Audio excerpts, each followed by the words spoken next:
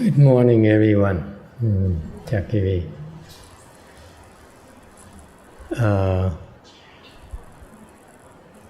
Chinese translation at all?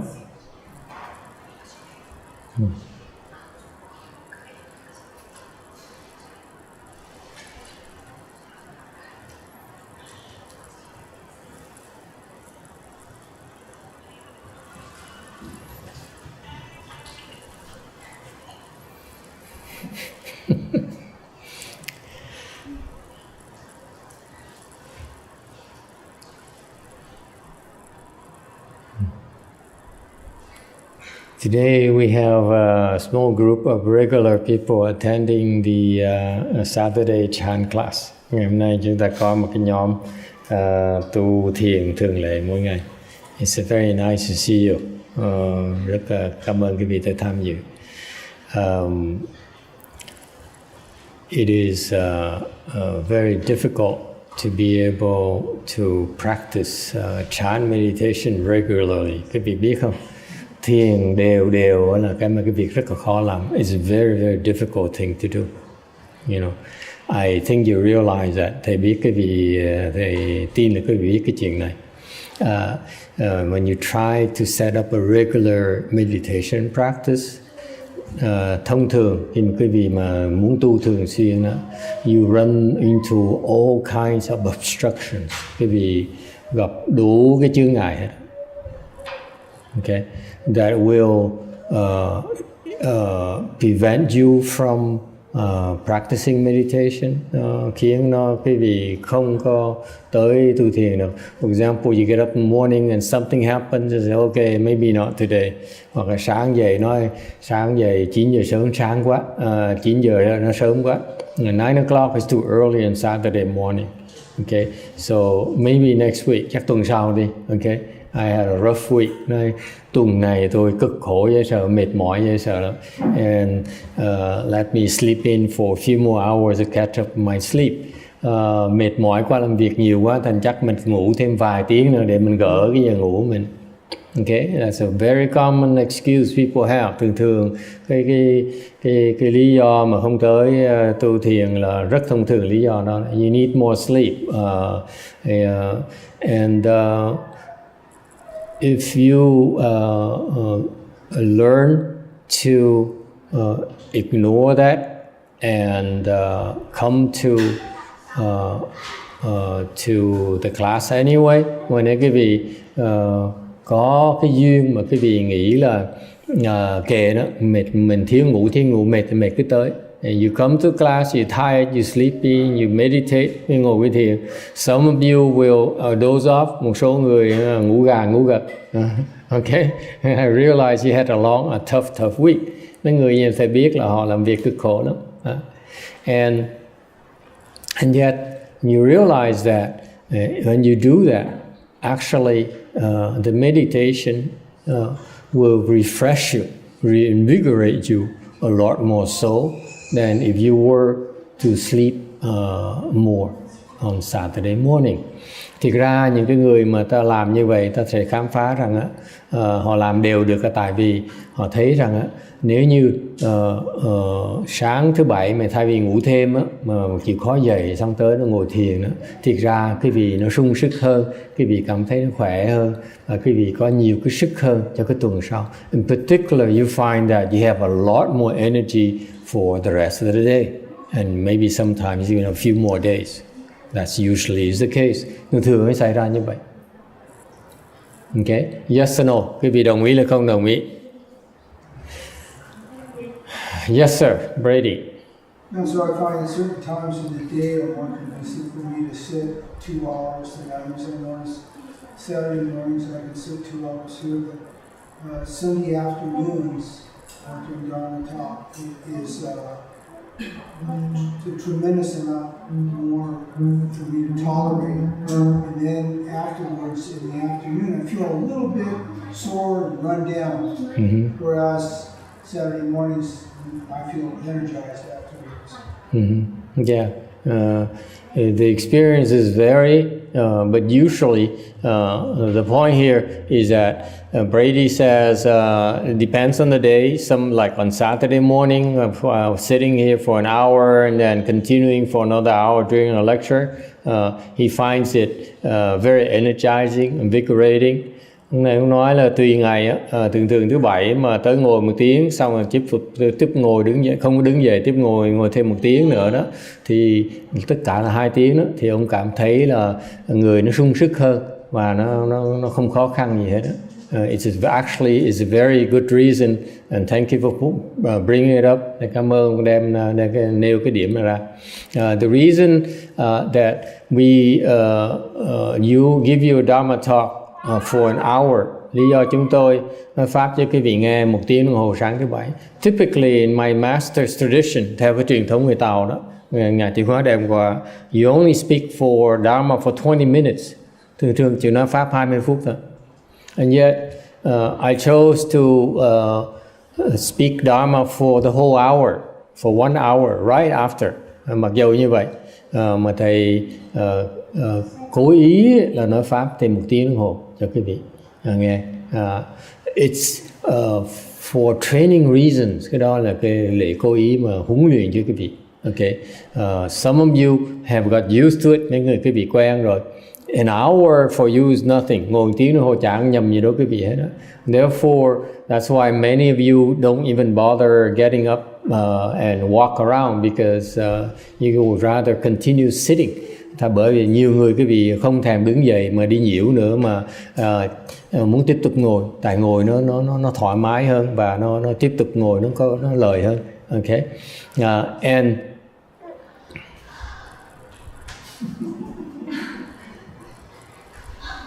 look, what are you doing? Now he hesitating. What do you want? Huh?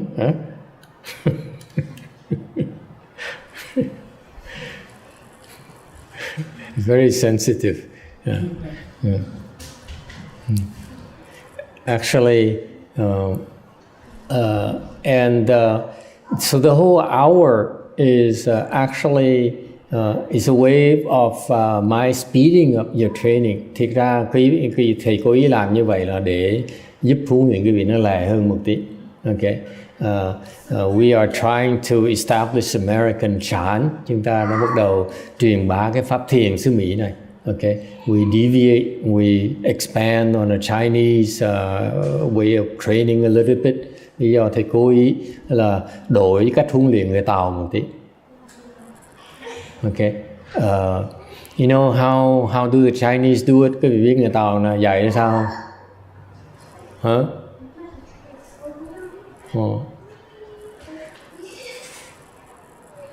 Very little instructions, không có dạng cái gì mấy cái chi tiết.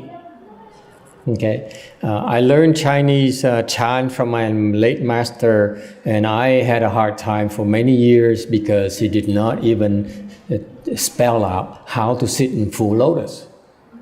Okay.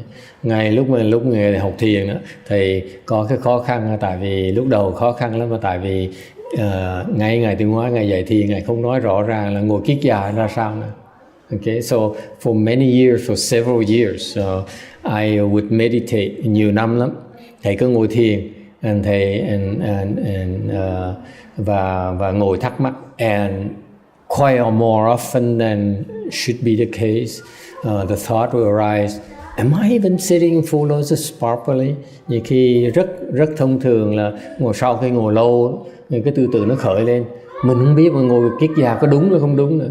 Because I saw his pictures. Thầy thấy những cái hình Ngài Tiến Hóa ngồi. And then I listened his students, the Hằng disciples instructions. Rồi Ngài thấy nghe lời những cái người đệ tử Ngài Tiến Hóa dạy thiền. And no one is definite, không có ai dạy rõ ràng hết. Okay, so I had to try so many different ways, and thầy cứ thử nhiều cách lắm. Okay, and finally, after years of wondering whether maybe I would be better off if I knew how to sit properly. Rồi nhiều năm thầy cứ thắc mắc là phải chi mình được dạy rõ ràng là cách ngồi ra sao để mình khỏi cái thắc mắc nhiều năm như vậy, nó đỡ tốn thì giờ hơn. And I realized two things, mình học được hai cái. Okay. Number one is that it really doesn't matter. Thứ nhất nó thực sự nó không có quan trọng lắm. Okay. The way we train you can be from the different ways where you different ways where you. I train my students as pulling the legs all the way up. Okay. Thầy dạy học trò thầy thì ngồi là kéo chân tuốt lên cái háng mình luôn. Okay. And my master would teach as like this. His Hận disciples, học trò Ngài Tiên Hóa dạy họ để cái chân cái đầu gối đó. Okay, you see the difference. So you can go from crossing your legs and placing your feet at the front, around, nearer to your knees, versus pulling them up all the way up nearer your body. Thằng cái vị ngồi kiết già thì có thể ngồi bằng cách là tréo cái chân mà để cái chân gần đến đầu gối đó, hoặc là tréo cái chân mà kéo tuốt lên cái hông mình luôn. Okay. Either way, it's okay. Hai cái đều được hết. It really doesn't matter that much. Thực ra nó không có quan trọng lắm. Okay. And number two, when I realized that I had to struggle so much, thầy mới khám phá thầy phải cần khó khăn như vậy, so that I knew I had to experiment. Thầy phải thử, phải thí nghiệm để mới biết được what's the difference. So that when I teach chant, nên lúc phiên thầy dạy thiền, thầy mới hiểu cái khó khăn của mỗi người cái vị ra sao. Then I knew why difficult it is, the different levels, the difficulties of people's practice. Okay, but in essence, the actual technical detail, the exact details of the full lotus posture, thực ra cái chi tiết mà về cái tư thế kiết già đó, it doesn't matter. You can sit any way you like as long as you cross your legs in that proper order. Quý vị có thể ngồi cái tư thế kiết già mà cách nào cũng được, với cái điều kiện khi ngồi theo cái thứ tự nó đúng. You always begin with your left legs, placing your left foot on the right foot. Bắt đầu bằng cách tréo chân trái lên, and then crossing your right foot over, rồi tréo chân phải qua. That's the main thing that matters. Cái đó quan trọng nhất là cái chỗ đó thôi. Okay? If you sit with your legs closer to the knees, nếu cái vị chọn mà ngồi gần đây cái đầu gối hơn á, then after 5 or 6 hours, if you ever sit that long, nếu cái vị ngồi tới 5-6 tiếng mà sau 5-6 tiếng á, your ankle would be hurting a lot more because it's twisting more. Thì khi lúc mà cái vị ngồi như vậy đó, thì cái đầu gối cái vị mà sau 5-6 tiếng đồng hồ nó sẽ bị tréo hơn tại ngồi ở trước ấy. When you place the legs, the plant, your feet closer to the knee, there's more twisting in your ankle in that posture. Cái vị ngồi như vậy đó, thì cái chân nó bị xéo lên một tí. Okay, then we quay hơn một tí. And therefore, after 5 or 6 hours, actually, it hurts a little bit more. And sau khi vị ngồi 5-6 tiếng đồng hồ, nó đau hơn một tí. That's why when I started, we were able to sit. I sat for 5-6 several hours next to the young abbot of a city of 10,000 Buddhas. Lúc thầy bắt đầu ngồi thiền đó, thầy theo cái hình Ngài Tiên Hóa, thầy ngồi bước trước như vậy đó, thì ngồi bên cạnh cái ông phương trượng nhỏ tuổi đó ở chùa Vàng Phật đó, because we were the only two who would sit the longest in the whole every single chanchi. Tại một cái thiền thất như vậy, thầy với ông ngồi bên cạnh nhau, tại hai người đó ngồi lâu nhất. Okay, in fact, he's the one who would stand up before I did. Thường ông đứng trước thầy nữa, because he had to go take care of some administrative things. Tại vì ông bị ta kéo ra đi lo mấy công chuyện của văn phòng. Okay. So anyway, so we sit. So that young abbot would stand up, because he had to be pulled away. thành cái ông phương trưởng bị đi làm việc đó, ok. Thì ông mới so he would stand up after 6 or 7 hours. Ông đứng dậy sau 6-7 tiếng đồng hồ, and you can see that his legs are in pain. Thì cái chân ông bị đau. Okay, so because the ankle is twisting this much, tại vì cái đầu gối nó bị chéo lên, it's twisting too much up there, so therefore the blood circulation is not quite there, bị nó tréo như vậy, thành nó bị máu nó không lưu thông, với là cái gân nó hơi bị căng một tí, and plus your tendons a little bit stretched. Okay, so after several hours he would struggle, he would have to stand up, and then he would have a hard time walking. Ông phương trường đó 6-7 tiếng đồng hồ đứng dậy thì chân nó hơi bị đau một tí, ok, thành ông hơi 3-4 đứt đầu, ông hơi khó khăn một tí, and then he recovered, rồi xong đi được như thường. Whereas if you were to pull your legs all the way to your body, ngược lại khi mà quý vị kéo cái chân tới cái hông mình luôn, ok, it's more pressure on your knees, thì như vậy cái đầu gối quý vị nó bị căng thẳng hơn, because you has more twisting like this to okay.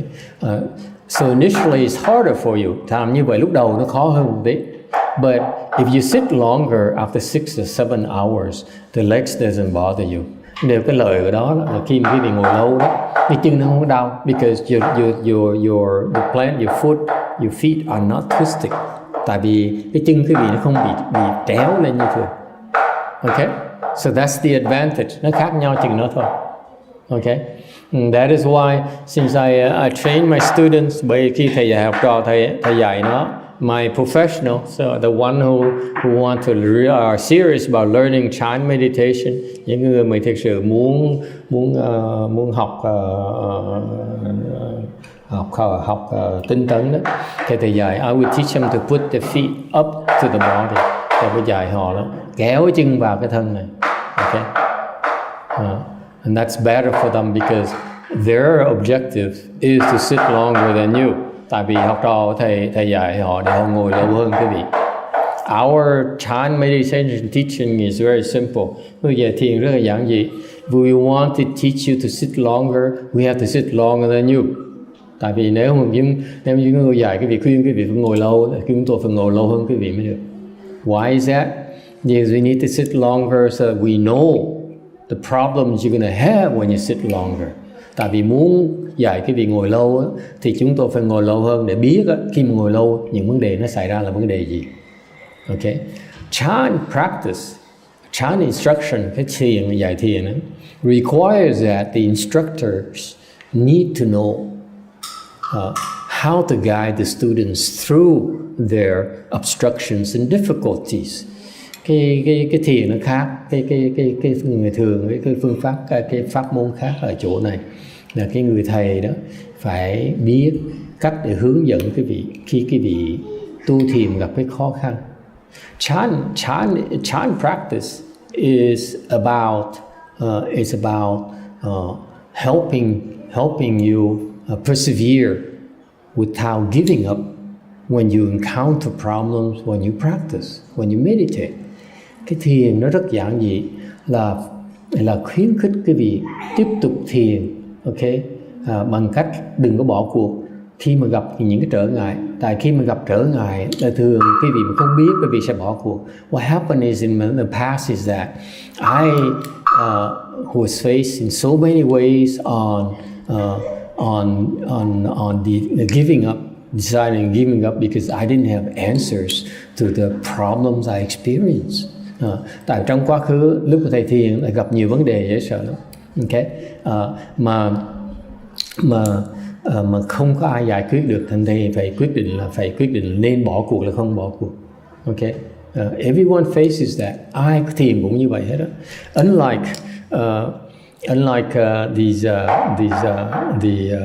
So our American Chan is quite different. Cái thiền xứ Mỹ mà nó khác.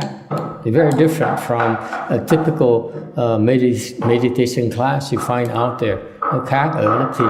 And that's why we feel that it should be branded as American Chan. not a regular child. Rồi chúng tôi mới muốn nói cái này là thiền của xứ Mỹ nhưng mà thiền người Tàu nữa. Okay, because even though we learn it from a Chinese, hoặc nhiều chúng tôi học từ người Tàu ra, okay, but the Chinese they left a lot of things unsaid. Người Tàu đó họ không có dạy cái vị rõ ràng. They don't they left out a lot of details. Không dạy những cái chi tiết. And for example, my master, as I said, những Ngài Tiến Hóa Ngài dạy, when he taught full lotus, he didn't tell you that actually it doesn't matter. Như Ngài Tiến Hóa Ngài dạy, cái vị Ngài dạy ngồi kiết già, Ngài không dạy là phải ngồi một cách chi tiết rõ ràng là sao. Okay, you can do your own way. And so we explain to you in greater details why the various differences. Nhưng tôi giảng quý vị biết là cái chi tiết nhiều, cho chi tiết nhiều hơn, in order to discourage you from giving up, để khiến quý vị biết mà không có hoang mang, không có sợ để mà bỏ cuộc. And in this modern age, in a Dharma ending age, cái thời buổi này đó, people are very impatient. Ai cũng thiếu kiên nhẫn. Yes or no? And you're impatient and you have a lot more worries than before. Và thứ nhì là quý vị có nhiều cái lo âu hơn lúc trước nhiều. Yes? You worry about your family, you worry about your work, quý vị lo cái gia đình, quý vị có lo công ăn việc làm, quý vị. You worry about things that happen to you when you meditate. Lúc thiền có những cái kinh nghiệm xảy ra mà quý vị lo sợ. Yes? Yes or no? When you meditate, things happen, you make you worry. Lúc quý vị thiền, có những chuyện xảy ra quý vị hơi sợ. Yes? It happens so often to me. Thầy bị hỏi à? Okay?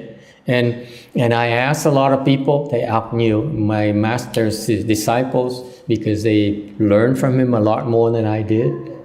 Thầy hỏi những đệ tử Ngài Tiến Hóa, tại họ là người được Ngài Tiến Hóa đích thân huấn luyện. And the answers weren't reassuring to me at all. Và cái trả lời của họ đó khiến thầy còn sợ hơn nữa, còn hoang mang hơn nữa. Either they didn't answer or the answers are off. Hoặc là họ không biết trả lời, hoặc họ trả lời trật. Okay? So that's why when my teacher told me to start teaching, bởi Ngài Tiến Hóa khi Ngài bắt đầu ra lệnh thầy đó, sai thầy đi dạy đó. Okay, I started by teaching Chan.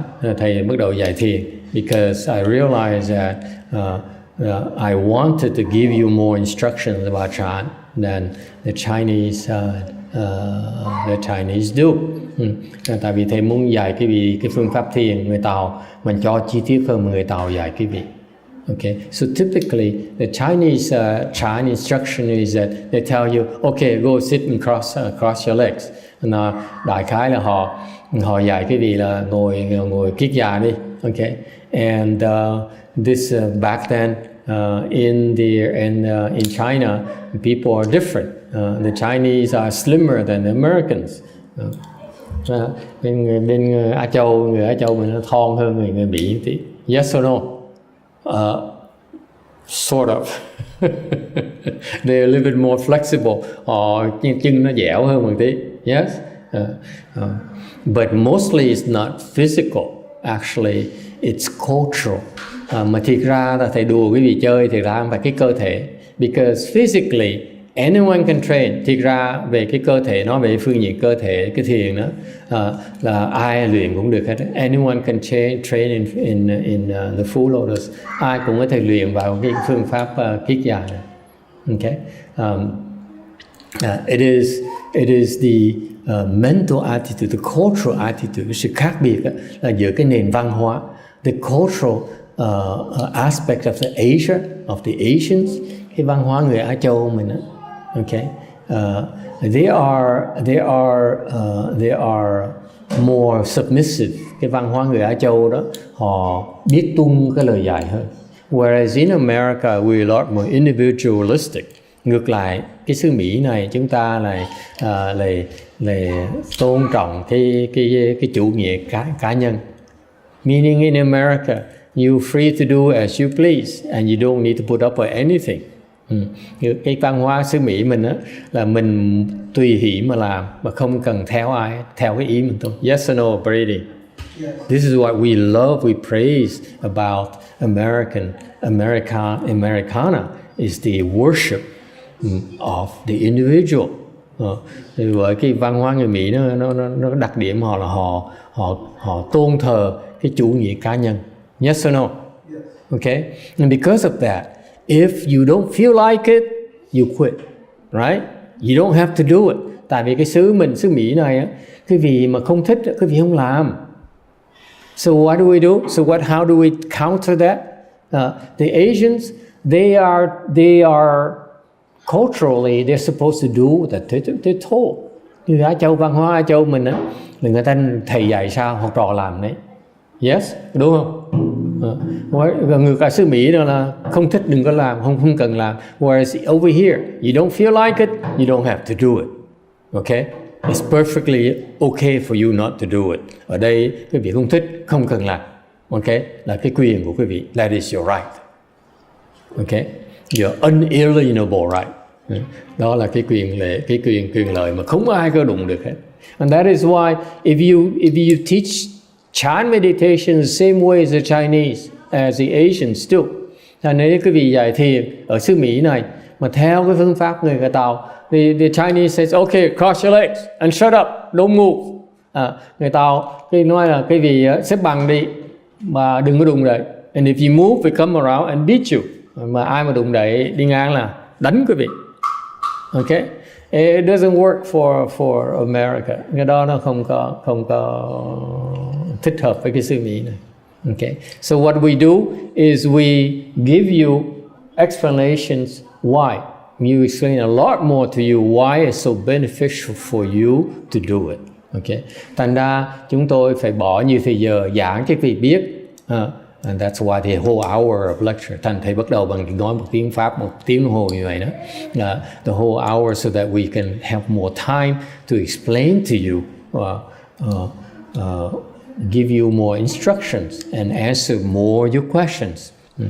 Bỏ nhiều thời giờ để giảng nhiều hơn và bỏ nhiều thời giờ để có thể trả lời nhiều câu hỏi của quý vị hơn. Alright? No, that's why. Nói như vậy. And that's the nature of I feel that's the nature of the teaching nowadays. Hiện tại bây giờ thầy nghĩ cái đó là phương pháp mình phải dạy thiền bây giờ, because the American culture is making inroads to the Asian culture. Tại vì người Á Châu bắt chước cái văn hóa người Mỹ rồi. And to me it's a shame. Đối với thầy cái đó là cái rất là đáng tiếc. There's something very good about the American culture, Western culture. Có những cái hay của văn hóa người Tây phương mình nên giữ. But there are some very profound Asian aspects of the Asian culture that we need to preserve. Thì có những cái chiều sâu mà cái văn hóa người Á Châu mình có, mà người Tây phương không có. To me personally, Asian culture has more depth than American culture. Đối với thầy đó, cái văn hóa người Á Châu nó có chiều sâu hơn văn hóa người Tây phương. Brady. Master, I think a lot of why Americans shy away from trying to sit lotus. They've never been trained. I can remember when I was a kid, I think school age, they would make you sit with your legs crossed when they're reading something. They didn't want you to scurry around. And I think in Cub Scouts, we would sit around and they would tell us to sit down, cross our legs. It means to just keep the kids still, you know, scurry around. And then you grow out of that, you don't have that in anything, yoga or physical fitness or weightlifting. It's amazing. You meet people all the time, Americans, and they say, "Oh yeah, I would like to do it, but I can't sit cross-legged. I can't sit." Well, because you've never done it, you never tried it, you never put up with a little bit of pain and condition yourself. Brady's point here is that from a Westerner perspective, he feels that the Westerners are scared of the Four Lotus. Can we say scared? Ông này ông nói là về phương diện người Mỹ đó, người Tây phương đó, họ có thể nói là họ sợ cái kiết già, because they never been trained, tại vì họ chưa được dạy. Okay, whereas in Chinese, in a Chinese culture, người Á Châu mình đó, okay, more Chinese than Hinayana countries. Hinayana cultures, cái người Tàu nhiều hơn là bên mấy cái xứ Á Châu khác như Thái Lan là nó, Miến Điện là khác. Okay. In Chinese, sitting in Four Lotus is a standard. Bên người Tàu đó, họ ngồi kiết già là chuyện thông thường lắm. Okay, it's a way, it's a normal way of sitting when you meditate. Người Á Châu, người Tàu đó, phương pháp họ ngồi thiền thì tự động họ ngồi kiết già, nó nhiều lắm. Okay. And because of a strong chant tradition in China, tại vì cái truyền thống thiền tông người Tàu nó rất là mạnh ở Trung Hoa. Okay, so you're right. I agree with you, Brady, in that there's no tradition, and therefore people are leery, and they say because it's difficult. Okay, it's not natural, and you don't like it. In particular, you don't like it because it's difficult. Thành ra cái người xứ Mỹ này nó khó đối với người Mỹ, tại vì nói cái đó là đối với họ khó quá. Okay, thành ra họ không có thích. Okay,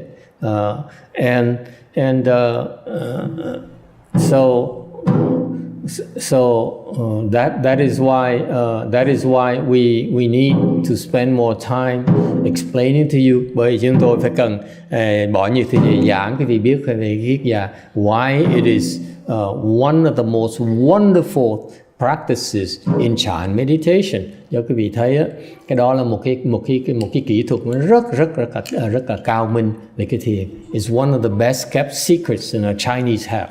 Đó là những cái bí mật mà người Tàu, thiền tông người Tàu có. And it gets lost. Even in China, they don't even lost that nowadays. Ngay bên Tàu họ mất cái đó luôn. That is why we should be proud of our American chant. Thành thực mà nói quý vị phải nên hãnh diện mình có cái thiền xứ Mỹ này. Because what is American chant? Cái thiền Mỹ là sao? American culture there is nothing American. Sự thật á, nếu mà nói Mỹ á, là không có gì Mỹ hết á. Am I right? Đúng không đúng? You know, most of the Americans we see here actually are not true Americans. The true Americans are I think redder in skin colors. Tại cái vị theo những người ta gọi là Mỹ đó, thiệt ra họ đâu phải là Mỹ đâu. Cái da người Mỹ thiệt ra da màu đỏ, thôi phải da màu trắng. Agree, disagree, right? Americans are supposed to be red skin, not white skin, I don't think. Originally, đúng ra cái người bản xứ người Mỹ là da màu đỏ chứ không phải da màu trắng. And somehow the white people came over here and they call themselves Americans. Therefore now it's America. So so thành người Mỹ qua đây họ gọi người Tây phương qua đây ta gọi cái da là da người Mỹ là da người trắng. Okay, but actually what is American is an amalgamation of the many cultures that adapted to this country. Thực ra cái Mỹ là nó sự phối hợp của biết bao nhiêu cái văn hóa, mà cái hay của văn hóa có thể thích hợp vào cái môi trường xứ này. Agree, disagree? So we kept the best of all the cultures that works over here. Thành ra cái xứ Mỹ là cái Mỹ mình gọi là Mỹ, thiệt ra là cái sự phối hợp của tất cả những cái tinh túy mà những cái văn hóa khác mà nó có tốt, mà nó có thể có thích hợp ở xứ này hơn. So in other words, simply put, it works for us. The best whatever that works for us. Cái người Mỹ thì phục người Mỹ cho đó. That's why I admire in Americans. When I first came here, lúc mà thầy mới tới đây, I was proud to be Vietnamese. Lúc mà tới đây thầy rất là hãnh diện là người Việt Nam. Like many of you are proud to be Chinese, Mexican, and so forth, Irish and so forth. Giống như người cái vị rất hãnh diện, tôi là người Mỹ Tây Cơ, tôi là người Đại Hàn, tôi là người xứ Thụy Điển này nọ. Okay, but actually, and I realized that. And I went when I started teaching Chan meditation. Thầy bắt đầu dạy thiền. One of my first students, học trò đầu tiên của thầy, is back then 13 years ago, 13 năm trước. My very first student, học trò đầu tiên của thầy hết đó. First human student, disciple, học trò đệ tử đầu tiên này da trắng của thầy. White is a white Caucasian guy. White American, if you will, even older than Brady. Ông còn lớn tuổi. He's 74 years old, and he's semi-retired, 74 tuổi. Đã một nửa chân về hưu rồi, nửa chân kia còn đi làm chơi. He's the other half has not retired is because he has his own consulting company, geological survey consulting company. Ông có một cái việc làm là ông có cái hãng riêng. Ông đi nghiên cứu cái đất đai for oil and gas exploration. Ông nghiên cứu cái đất để coi thử là cái đất này có thích hợp để mình khai thác cái dầu hoặc là cái gas. What's gas in Vietnamese? Liquid, you know, cái gas đó, okay. Cái khí mà nó đốt được đó, khí đốt đó, is that khí đốt? Anyway, so that's what he does. It's okay, leave it there so that he can trip on it. We won't trip, but he'll trip on it. Oh, him, I want him to trip it. Then he'll remember. Anyway, so the other half is that he still does part-time consulting. Nó vẫn đi làm việc, thỉnh thoảng đi làm việc. And he pulls in good money. Ông làm nhiều tiền. What for? Because he makes good money and then he helps pay for his health insurance because he has cancer. Thì ông đi làm, thỉnh thoảng đi làm part-time là tại vì ông làm nhiều tiền và ông cần mỗi tháng ông trả $1,000 cái tiền bảo hiểm sức khỏe của ông. Every month he has to pay 1,000 for himself, 1,000 for his wife because they both have cancer, a long history of cancer. Mỗi tháng mỗi người vợ chồng đều phải trả mỗi người $1,000 để cái tiền bảo hiểm sức khỏe thôi á, tại vì họ bị cái bệnh ung thư. Okay, that's the rate. So he meditated. He came to my class. Thầy nói tới học thiền thầy, and he taught me one lesson about the Americans, which opened my eyes. Thì thầy mấy ông dạy thầy về bài học đầu tiên mà thầy rất phục người Mỹ. He says, I've been meditating for 20 years. Tôi nói tôi đã thiền 20 năm rồi. I went to ashrams. Tôi đã từng qua bên Ấn Độ, mấy cái chỗ mà ashram để ung tu rồi. Okay, so I understand. I know about meditation, and tôi biết về cái thiền. And yet, he could not. Would not be able to cross his legs. Mặc dù như vậy, xếp bằng không được. Okay, so what I did is at 74 years old, 74 tuổi. So now he's 86, 87. He's still alive, by the way. Vẫn còn sống như thường, 86, 87 tuổi bây giờ rồi. Think about it. There's longevity for you, those of you who practice Chan meditation. Nói cái vị biết á, thiền nó sống dài lắm. Okay, trust me. So he couldn't even cross his legs, xếp bằng không được nữa. So I trained him. Thầy nói, ông muốn ngồi kiết già là không? Thầy hỏi ông muốn học kiết già là không? I said, did you want to learn full lotus? He says, yes. but I'm too old. Tôi muốn, nhưng tôi già quá rồi tôi ngồi được. It's too old for me, it's too late for me. Ông nói tôi muốn học viết dài nhưng đều tôi lớn tuổi, hơi trễ rồi. But I said, you asked me to teach you what the best I have. We want to learn the best I have to offer. Ông nói là ông có nhớ không? Ông mở miệng ông nói tôi là thầy cái gì mà pháp hay nhất của thầy dạy cho tôi. He says, teach me your best. Ông nói thầy á, cái gì mà hay nhất ông dạy cho tôi đi, thầy dạy cho tôi đi. That's so American. Cái đó là tinh thần người Mỹ thôi quý vị. That is American right there. They take whatever is the best of all the cultures and make it and call it American. Thành quý vị biết người Mỹ nó khiếp lắm. Đừng coi thường người Mỹ. Người Mỹ nó dễ sợ tại vì nó không cần biết là cái màu da gì, lớn bé hay là đàn ông đàn bà. Nó học cái hay nhất mình có, nó thâu nhập vào, nó trở thành là của người Mỹ. So American takes the best of every single culture and call it American, make it theirs. Tại người Mỹ mình phải đáng phục, tại họ thâu thập hết tất cả cái hay của mỗi cái văn hóa và họ gọi đó là Mỹ. That's why the Americans have no identity. Thành ra người Mỹ thiệt ra nó không có cái gì là Mỹ. It's all amalgamation of the best that works for them. Okay. Họ thâu thập cái hay, cái tinh túy về tất cả văn hóa khác. That's why they embrace everyone. Thành ra người Mỹ đó nó bao dung hết tất cả những văn hóa khác.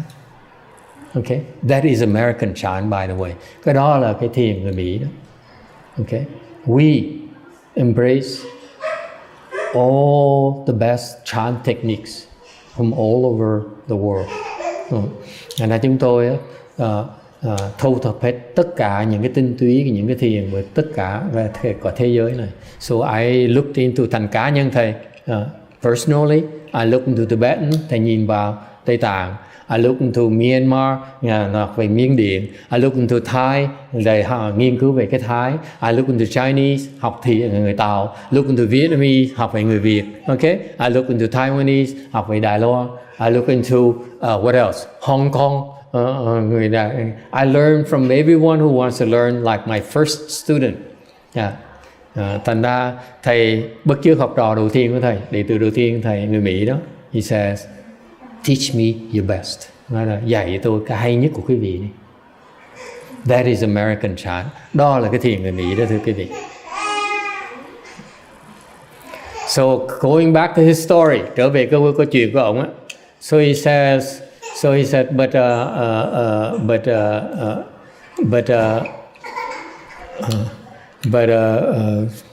full lotus, I can't even, my legs are so stiff. Nó cái chân tôi nó cứng rồi. Yeah, I'm 74 years old. Okay, how can I practice in full lotus? Nói là bây giờ tôi 74 tuổi, sao tôi ngồi kiết già bây giờ? I said, so my answer is that you wanted me to teach you the best I have to offer. Okay, nói ông là cái người đòi tôi dạy cho ông cái mà kỹ thuật hay nhất của tôi.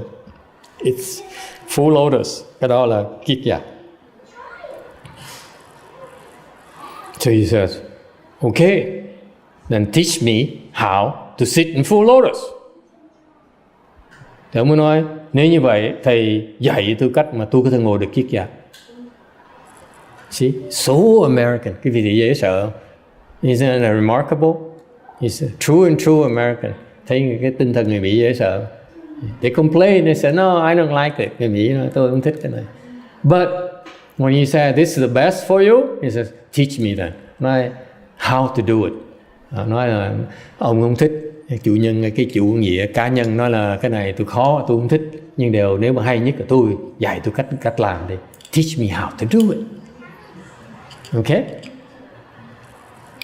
So American chant, we need to know how to train you how to do it.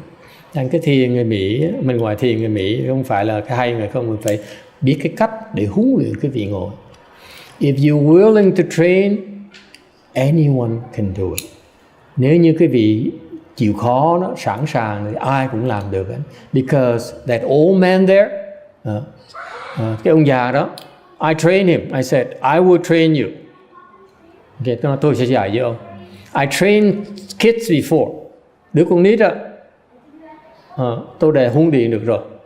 Took me 3 months to train a kid who cannot cross his legs to get into full lotus. Lúc trước á, trong cái chùa thầy đó, thầy dạy một đứa con nít á, nó ngồi nó tréo chân không được. Mà thầy dạy nổi 3 tháng nó tréo chân được, kick dài. 3 months, that's all it took me. But you, being white, nhờ ông là người da trắng, I know you weak. Quý vị biết người da trắng quý vị là yếu, okay? Hèn yếu, and cowardly. It might take a little bit longer, but it's trainable. Có thể dạy được, nhưng đều khó khăn tí hơn tí, nhưng đều dạy được. I said, okay, then show me how. Nó làm đi, dạy tôi đi. Okay. And you know what? Quý biết sao không? After a year, sau 1 năm trời, he was able to get into half lotus. Sau 1 năm trời, ông vào ngồi được bán già. His legs are flat on the floor. There's a young man there who came earlier. He has been here for a long time. Hồi nãy có cái ông người da trắng đó cao, he's a tall, blonde guy who's been here for over a year, I'd say, hơn cả năm không tới. And he came back and he sat there and he left after the end of the sit. Sau ngồi xong, ông đứng dậy, ông bỏ đi ra. And yeah, I noticed he has been meditating because he's in half lotus. His legs are this high. Thì ý đó ông biết ông này không chịu thiền, và năm ông chưa thiền, thành lúc ngồi thiền cái chân bán già thôi mà chân nó hở lên. Okay? My disciple, after 1 year training, 75 years old, okay, he was able to sit in half lotus flat. Ông học trò của thầy đó, sau 1 năm trời đó, ông luyện đó, thì ông thể ngồi được bán già mà cái chân nó sát đất luôn. Anyone can do it, let me tell you. Thầy nói cái gì, ai luyện cũng được hết đó. It's not a big deal at all. Okay? Ai cũng muốn luyện được hết. All right? And later, maybe 6 months or a year later, he was able to get into full lotus. 6 tháng, 1 năm nữa đó, thì khoảng chừng tổng cộng là 1 năm rưỡi tới 2 năm đó, ông vào được kiết già. Flat, chân sát đất. Okay? So that is why we spend a lot of time explaining to you, and nhưng bỏ rất nhiều thời giờ nói cho quý vị nghe, to explain to you that, so that we reassure you that to reassure you, bỏ thời giờ giảng pháp cho quý vị để an tâm, khiến tâm quý vị an ủi quý vị, and in particular answer your question, và trả lời những cái thắc mắc của quý vị. Okay? And that's the difference between American chant and Chinese chant. Đó là sự khác biệt giữa cái thiền người Mỹ, thiền người Tàu. Chinese, they can brute force you. Người Tàu, ta chỉ cho quý vị, they said, cross your legs, and you figure it out. Người Tàu á, là giúp nói ra lệnh quý vị, nói là phương pháp là xếp bằng, để quý vị tự làm, sẽ thấy. If you do it long enough, you figure it out. That's Chinese. Người Tàu như vậy đó, là quý vị, you should be, the Chinese culture, you should be grateful. We teach you the best technique there is. We give you a secret practice. Thành người Tàu, nó có một tí trong cái tinh thần như vậy. Quý vị phải biết ơn là chúng tôi đã dạy quý vị cái bí mật của cái phương pháp mà hay nhất có thể có được. Like back then you have this chant master. Đời xưa quý vị có một cái vị thiền sư, you know, who've been practicing meditation for 20, 30 years. Họ đã từng thiền đã 20-30 năm trời rồi. Okay? So they understand chant, họ biết thiền. So when they teach you, say, you should cross your legs, and khi mà họ dạy, họ là cái vị nên xếp bằng đó. All the Chinese cross the legs, người Tàu ta xếp bằng ngay, because they said, this person is an expert. Tại cái ông này là cái người chuyên viên, thành mình tin được. Whereas in America, it's hard pressed for you to find anyone who practiced meditation, chant meditation for 20 years, okay? Especially a monk who practiced chant for more than 20 years in the US. Thiệt ra xứ Mỹ nó khác lại, tại vì ở xứ này quý vị mà khó mà kiếm được một người sư mà tu thiền pháp môn thiền thiền đại thừa đó mà 20 năm, very hard. Can you find anyone you know of who teaches Chan dạy thiền, có không? I can think of a handful of Chan teachers who qualify to teach you. Thầy biết là có một đếm mấy đầu ngón tay thôi là một số người thầy cô mà có đủ sức mà dạy cái gì. Okay? Only a few of them are females. Most of them are males. Có một vài người nữ, còn đa số là người đàn ông không. Okay? And you have to thank the Chinese for the fact they don't teach, they don't train women. Phải cảm ơn người Tàu, người ta không dạy người phụ nữ. Okay? Women, I don't know why the Chinese don't teach women. Không biết tại sao người Tàu không dạy người phụ nữ người Tàu. Okay? That is why you notice the Chinese monks are higher level than the Chinese nuns. Thành quý vị biết không? Trong truyền thống người Tàu đó, cái trình độ người sư Tàu cao hơn trình độ người sư ni Tàu. It's a fact. The Chinese monks level is much higher than the Chinese nuns. Yes.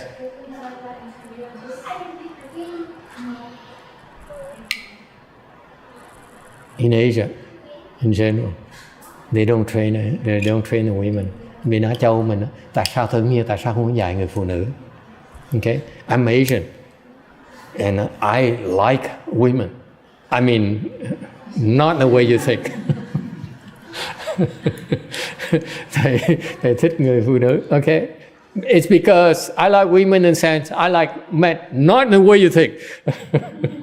Không giống như tôi thích người đàn ông vậy, không có lộn xộn, không có theo ý lộn xộn. I don't discriminate. Thầy không có phân biệt giữa nam và nữ. I don't discriminate. Being so-called American, we don't discriminate in men and women. Xứ Mỹ này, mình cố gắng không phân biệt giữa nam và nữ. So therefore, in our American culture, to say I teach monks and don't teach nuns, train monks and don't train nuns, is discriminatory. It's not American at all. Thành nếu cái xứ Mỹ mà nói tôi ấy, thì sư huấn luyện cái người bên mấy thầy nam mà không huấn luyện sư cô mà người nữ đó, thì như vậy đâu phải là Mỹ đâu. Therefore we don't discriminate. Chúng tôi không có phân biệt. Okay. So the question is why is that they don't train them? I don't understand. Thầy không hiểu cái chuyện đó. It may be Chinese, maybe we're talking about very wise Chinese teachers. Đây mình nói về những cái trình độ mà những người tổ sư người Tàu rất là cao. Okay, we're talking about Bái Trang, we're talking about Lĩnh Vô, we're talking about Giảng San and so forth. Mình nói những cái vị thiền sư trình độ rất là cao. Okay, six patriarch. Okay, ngài Lục Tổ này nói. I personally do not feel, if you ask me, for my opinion, I do not personally feel that they don't discriminate. They discriminate against women at all, these enlightened teachers. Cá nhân thầy không tin là họ phân biệt đâu. They don't discriminate at all. When you become enlightened, there's no more discrimination between the sexes. Một khi cái vị đắc đạo rồi đó, không còn phân biệt nam nữ đâu. Okay? So, for example, if you become enlightened, okay, it's not uncommon for a Chinese Chan, the student, monk, Chan monk to go and study under a Chan nun. Trong cái truyền thống người Tàu đó, người sư có quyền qua học một cái người bà ni người Tàu, because that nun happened to be enlightened. Tại bà sư bà ni đó, cái sư cô đó đã giác ngộ rồi. So it tells you once you become enlightened, there's no more discrimination. Tại một khi cái vị mà chứng minh cho quý vị thấy rằng là một khi cái vị tu thiền mà đắc đạo rồi đó, không còn phân biệt với nam và nữ nữa. It's no more discrimination whether you are a female Chan master or a male Chan master. Absolutely no discrimination. hoàn toàn không có sự phân biệt nữa.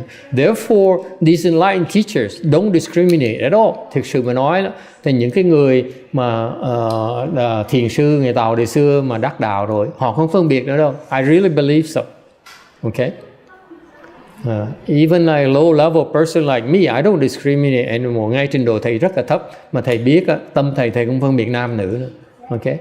Let alone these people much higher than me. Thầy nghĩa trình độ họ cao hơn thầy nhiều lắm. Làm sao mà nói mà họ còn phân biệt được nữa, right? So that's a proof right there. They don't discriminate. Okay. Okay. So, but we take it a step further. Chúng tôi đi xa hơn một tí. We take it a step where we actually make an effort to train everyone. Okay. When they are ready to be trained. Chúng tôi thì dạy là không có phân biệt nam nữ, mà dạy sẵn sàng dạy mọi người khi mà họ cần được dạy. When they need to be taught to continue making progress, you all will be taught, will be guided, given instructions. Mà lúc mà quý vị tu thiền này, pháp thiền Mỹ mình, this is American chant, we don't discriminate and we guide you, we give you instructions when you are ready, when you're ripe for it. Cái thiền Mỹ này là cái thiền không có phân biệt nam nữ và sẵn sàng dạy quý vị, chỉ dạy quý vị khi mà quý vị chín mùi, lúc mà cần được dạy sẽ được dạy. Alright, thank you everyone. Let's go to lunch. Mời quý vị dùng trưa.